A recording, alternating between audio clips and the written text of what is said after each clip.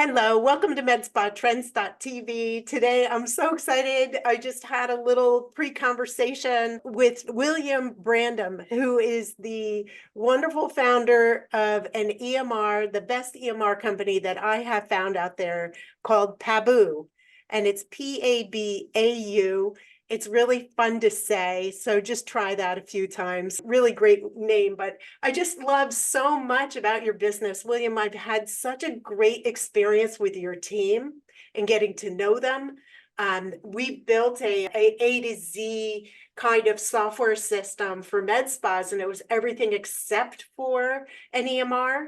And so while I was searching around for EMR companies, I ran into Pabau and I was just absolutely thrilled. And then not only with the experience and how high touch you guys are, but also the fact of like you cater to med spas.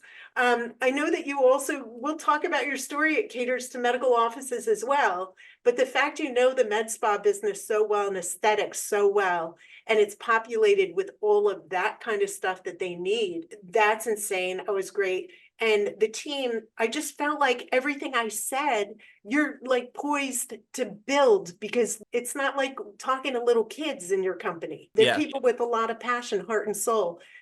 But please tell everyone your story about the origins, like how you started. You're in the UK, and then how it transitioned into the US market. I'd love you to start with that. Yeah, absolutely. Listen, thanks for having me on as well. I'm really excited to be here. And I think the Pabau story is an interesting one. We started in 2012. It was more of a hobby than anything. Man, EMR, I respect that. EMR is such a beast. It's just funny that you chose that as a hobby, because Yeah, it was kind of like it's a strange thing to kind of go from, right, not having any kind of experience in the I guess the aesthetic sector to kind of almost live and breathe in it, really. We kind of wanted to build something very, very specific, and we felt like there was a lot of salon softwares already out there, and there's a lot of clinical softwares already out there as well. I've spent thousands upon thousands of hours sitting behind reception desks in clinics, and kind of, yeah, like now I would say I have kind of a deep understanding of both the technical, the business side, but also like the actual client side as well, and kind of, what clients want from a software system. But we wanted to kind of tackle a very specific problem that I saw in the sector,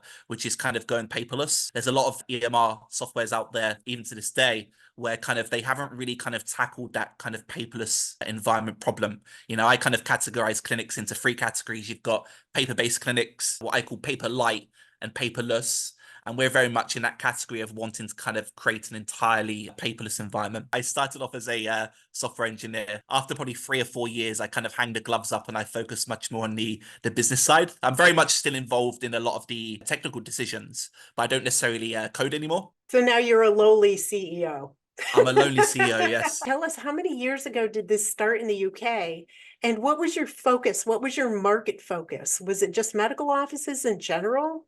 So it's really funny, like the software itself from kind of day one, as I mentioned, it was never meant to be kind of a medical software. It actually started off as a birthday mailer. So, kind of when it comes to someone's birthday, they get a nice little email from our software or a text message wishing happy birthday. And that's all it was. And we never meant to sidestep into any industries. But we had a lot of attraction for people wanting this software which sends birthday messages. We started off in hair salons, and it really, really grew from there. And one of the clients that was using that was a hair salon in a city called Leicester in the UK. And as they took that software on, they were requesting more and more features outside of just sending birthday emails and text messages. And it kind of grew to be kind of more of a booking system. From there, we kind of moved from salons into the clinical sector. And we found that kind of, not that salons weren't passionate about using our software, we found that we could do a lot more for clinics than we could do for hair salons in a way. Because, the patient journey in a clinic is somewhat sophisticated, and I saw that as a problem where we could create a solution for it, being through automations or some of the other features that Pabau offers today. It's funny because most people would run as fast as they can away from the clinic. Exactly that. I spent kind of thousands of hours sitting behind reception desks in my hometown, Luton, just kind of looking at the processes, kind of looking what clinicians do on a day-to-day basis, looking how the receptionists use it, looking at the accounts team, the marketing team. So whilst I kind of built the foundations of Pabau, all of the ideas and processes have kind of come from our community from day one until to now. That's great. That's really incredible. That's valuable. And the funniest thing, I know, William, it's hard for you to understand this, like to know this because you're in the weeds. But that right there, the part of you that actually sat behind the desk and lived the day of the clinic, that's oozing through your culture. That's the ooze. That's exactly what I felt. They really care about how someone feels and how things are working in real life with the software system. So thank you for that. It actually started in 2012, right, as an official business and just exploded through the UK. Yeah, yeah. So kind of it's interesting because the first several years of the business, it was kind of almost only the UK. We were in a lot of countries, but we're in a lot of countries because we had some enterprise kind of chain clinics which themselves were in a lot of countries. So we kind of had businesses around the globe, but we didn't necessarily have traction in many countries outside of the UK. And then kind of fast forward over the past kind of 12 or 18 months, the majority of our business is coming globally. Like we still sign up a bunch of clinics in the UK, but we already have kind of the market share there. And what we're finding now is we're getting a lot of clients sign up from the US, Germany, France, and kind of it's really now expanding to be a global business as opposed to kind of a business in just solely in the UK. Great. Good for you, William. That's incredible. You started really building your momentum inside the United States. And Yes, yes. what's the big difference that you've seen in the US market? What's something that you had to change? A different trend that you see in the US market? So I think kind of one of the big differences over there that's not kind of is somewhat common here in the UK. What we find in the US is a lot of clinics end up using kind of salon software to run their clinics. I don't know the reasons why, maybe because they feel like there's not the clinical software out there that suits their business and they probably get more out from using a salon software. But we find ourselves competing against software which isn't necessarily an EMR. Which is great for us, right? Because we kind of come in with the pitch of and going paperless, being able to take photos. And some of the systems out there are kind of focused on kind of being kind of an all-in-one. One thing that so Paboo is very much an all-in-one, but we focus specifically on the clinical sector. Whilst I said in the early days we would kind of tailored towards hair salons, etc. Now we're very much focused on kind of a small number of specialities within the clinical sector, as opposed to trying to do kind of hair salons, barbershops, etc. Okay. So it's legit EMR and it has been for years in medical offices. And then it's also been a legit EMR for the medical spa and the aesthetics industry, right? Correct. Yes. Yes. So our main business, I would say, is kind of what we class as medi aesthetics. So like your typical kind of Botox, fillers, those type of clinics. But we also do a lot of cosmetic surgery, physiotherapists, neurology, etc. So kind of when I say kind of the clinical sector, I won't list them all now, but we see that as Mhm. being kind of almost 20 specialities that we can kind of go into. So you're working with medical offices, but you're also working with med spas, which is cash pay, right? Not insurance billing. Paboo is serving both.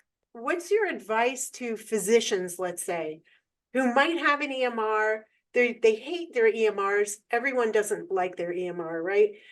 But how do they transition to Paboo? So I would say kind of it's about kind of setting goals, kind of what is the goal. So like the goal, goals are good for setting the direction, but it's putting the systems in place that kind of make the progress. I think kind of many problems arise when you spend too much time thinking about the goal and not designing the systems. So what I mean by that is kind of, what does it look like to go paperless? There's still a lot of clinics out there that aren't, as I mentioned earlier, entirely paperless. You'll find that they kind of, I don't know, maybe they're using their software for booking in the appointments, taking payments, but then when it comes to signing a consent form, they're either not using anything at all, or they're having to integrate with a third party. I would kind of first ask the question to clinics, what is the goal? Is the goal to go paperless? Okay, how does going paperless look like?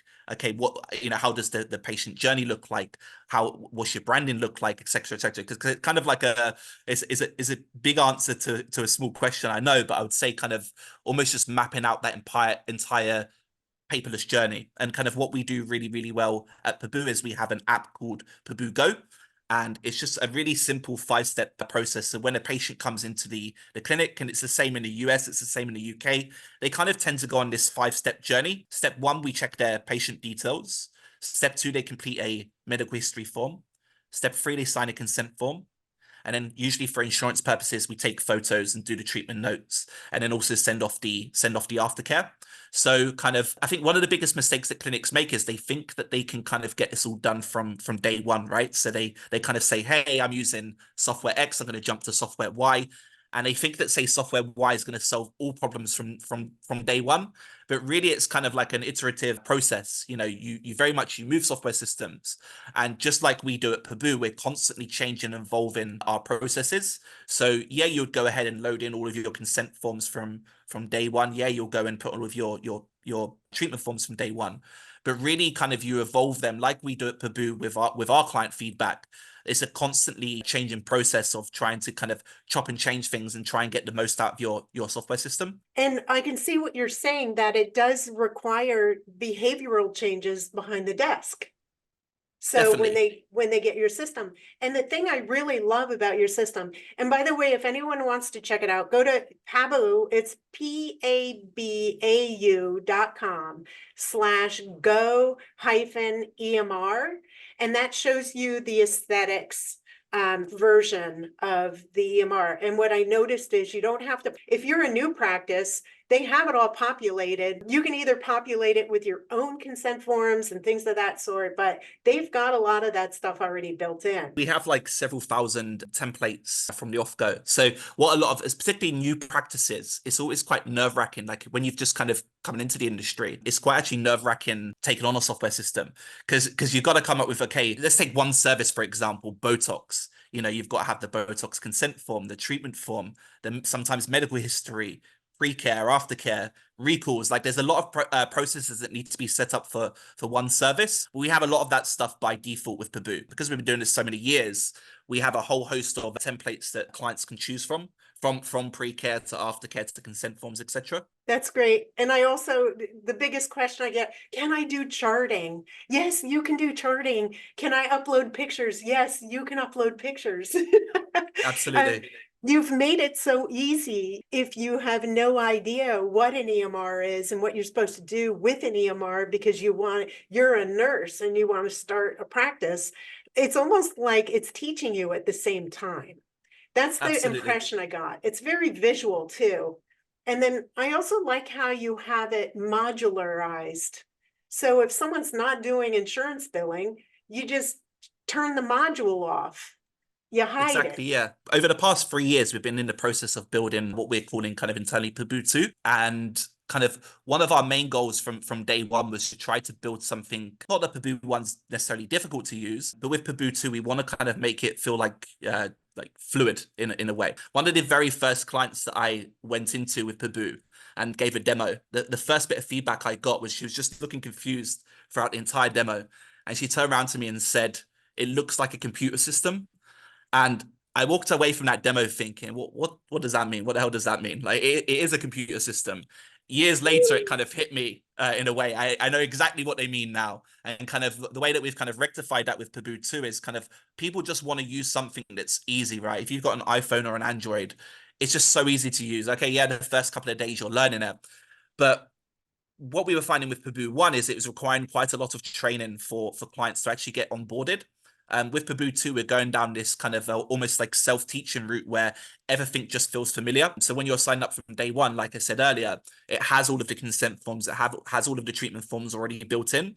So you're not having to go through a crazy amount of training to be able to take the software on.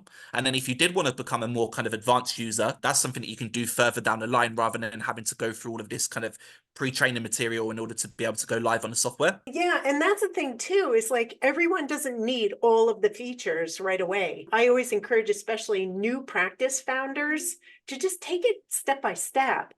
But it does get me mad when I go to a doctor's office and I'm filling out paper. Yeah. And even when you're doing the online forms, when you get to the office, they have more forms. It's like, why? Yeah, yeah, and those clinics would still tell you that they're paperless. Yeah, yeah. A lot of times the forms aren't even populating the EMR. It's going to someone who's having to type it in. Yeah, it's a very important point, and it kind of goes back to what I was saying about kind of mapping out your processes in a way, because a lot of clients make the mistake of, like I said, when they're going live on a system, they're transitioning to get things ready for day one for the launch, right? But like I said, that the software is constantly evolving. The processes need to constantly evolve. Your software will never be ready. And that's a good thing, because you should always be changing and evolving. So like you've mentioned there with, what some people do on Pabau and other systems is they'll create a form and they'll request the patient name in the form, first name, last name, date of birth. But then when that form is being saved, it's just being saved as a treatment note. And Pabau has this feature where you can link these fields to the actual patient record. So a common one is with insurance, when you're collecting like their insurance provider name, the authorization code, the membership number. You should link that stuff to the patient record, so it's not just being populated as a treatment note, but actually reflecting to the client record. Yeah, right on. So if someone doesn't even know what to look for in an EMR, whether you've been working with your EMR for years, or you're looking at new ones, or you have no idea what an EMR is and you're learning, I would love to know from you, from an aesthetics viewpoint, what are the top priorities of things that you should expect from your EMR? Sure. So I'll break it down to kind of the what we call the simple components with Pabau, because obviously it has thousands and thousands of features, but I think it's really important as a software company of knowing when to say no in a way. Like, we get thousands of requests on a weekly basis, but really it kind of comes down to kind of the making sure that the key components are working really well. And I'd list those as being the calendar, obviously the EMR, so like the patient side of things, making sure that the software has great treatment charting. If you're doing Botox, are you able to store your batch numbers, your expiration dates, etc.?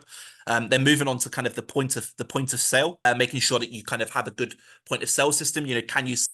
Can you sell packages, especially if you're a med spa? Does that work in the right way in terms of how they're reporting it from an accountancy perspective as well? And then I would say reporting as well. So not normally a big one for smaller clinics, but particularly the larger clinics, having a flexible reporting system is something that's quite important. And those kind of, I would say, are our main components. And the one thing that I would say is kind of not necessarily, it's becoming more popular now, but I don't think that the industry is overly quite ready for it yet, is more kind of things around automation. And so we have some really amazing automation features in Pabau too, almost being able to take any feature or action and being able to automate it. So a common one being like Botox recalls, for example. Client comes in, they spend money on Botox.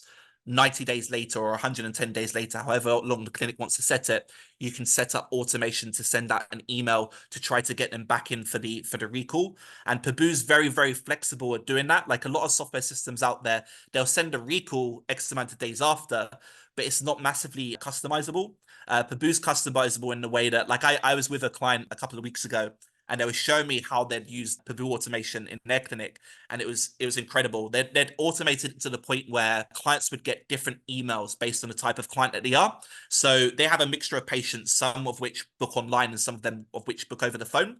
And what he had done is, for the clients that were being recalled for Botox, if they were a client that was booking online, he would actually attach a book now button at the bottom, which when they clicked, it pre-selected Botox, the employee, and it was just jumping straight into selecting a date and time. And why that kind of impressed me is because it made booking kind of Botox recalls occur in about 2 clicks. Literally, they click the date, the time, and it's straight away booked in, and not even having to choose the service or the employee. So that was really incredible to kind of see that. And I think, as I mentioned, the AI side of things, we have some AI built into Pabau, being able to detect risk, for example, for the more kind of general practice side of things, being able to look at contraindications. So if a client's coming in and they're having, I don't know, a hydrofacial and they have a allergy to shellfish, we can use AI to put the two together and actually flag to the receptionist booking in, saying, hold on a minute, you can't book this treatment in because they have an allergy to shellfish, and that's a contraindication to a hydrofacial.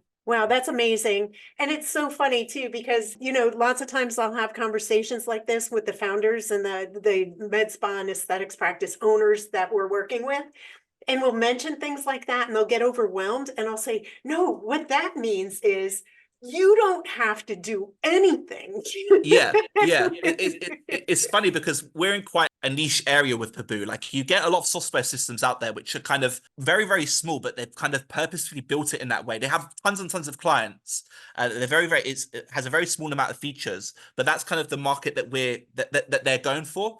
With Pabau, we're in this interesting market where we cater for both the really small kind of Botox injector that sometimes works out of the garage to massive clinics. And kind of to do that, you kind of have to master the almost the training side, being able to look at what type of clinic they are, what their ambitions are as well. Because like you rightfully said, if there's someone that's looking, scared and reserved, you don't want to go in there and hit them with AI and automation and all of the features that Pabau offers. Sometimes they just want to use the calendar, and that's absolutely fine. And, if they did want to learn or they're willing to learn more, then they can kind of do that on their Pabau journey. They don't have to do that from day one. Yeah, right on. Love it. And that's the key, is it can be as simple as you want. And even when it gets robust, it's designed in a way that makes it super easy from the user perspective.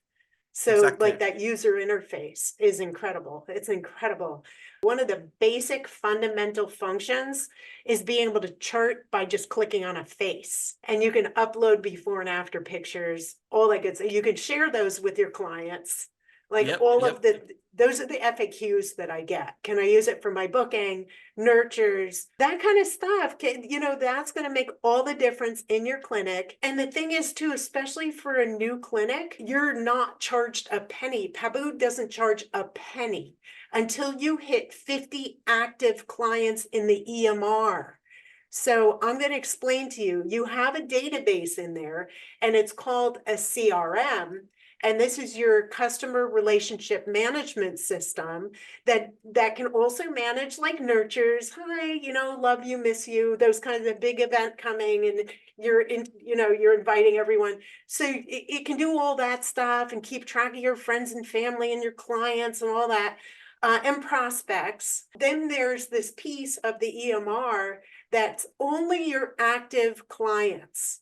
So when you have 50 active clients, you're not getting charged a penny until you exceed that. So to me, that's incredible. That's putting, like, William, you've put your money where your mouth is, and you're saying, we're behind you. We want you to succeed.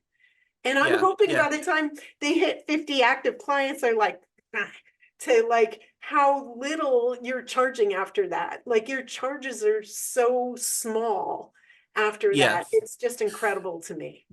Yeah, no, I think our kind of making money as a business is just a byproduct of building great software, really. Like our number one motivation isn't to wake up every morning and make tons of money, right? We just feel like that's something that naturally happens of building great software. Like we want to reduce the boundaries for clients on being onboarded to Pabau. I said to you previously, like I want the entire world, like all doctors in the world, all medi spas on our platform, and especially the newer kind of entrepreneurs coming into the industry. So that's why we kind of have this option where, if they win, we win kind of thing. They win the moment they hit 50 clients, usually that's the point where they can kind of tend to afford to invest in software. And at that point, if they're doing well, then, they end up signing up to our platform. Yeah, that's great. And I can say with great, this interview can end up being out on the internet for decades and decades. And I can say from the bottom of my heart, just from everything I've learned and experienced from you actually today and your team over the past several months, Pabau's in my heart. I want to see you guys do really, really well. I'll say it again. I'm going to go ahead and shamelessly plug pabau.com. It's Pabau. Again, say it out loud because it's so much fun to say. And then go to /go-EMR, and that brings you to aesthetics.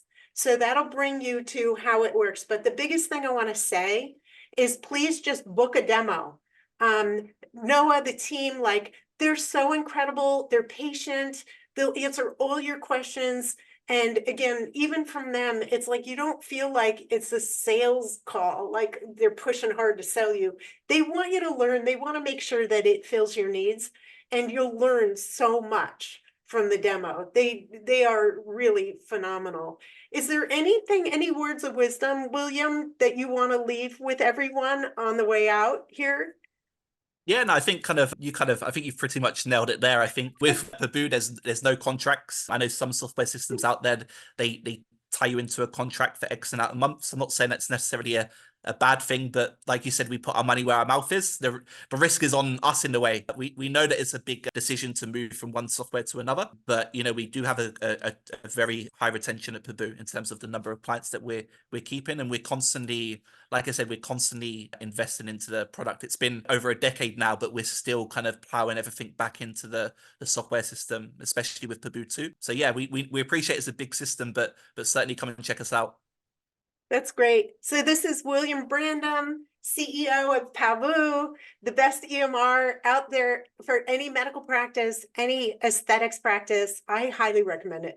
And this is not a sales, like this is just an interview with a brilliant CEO.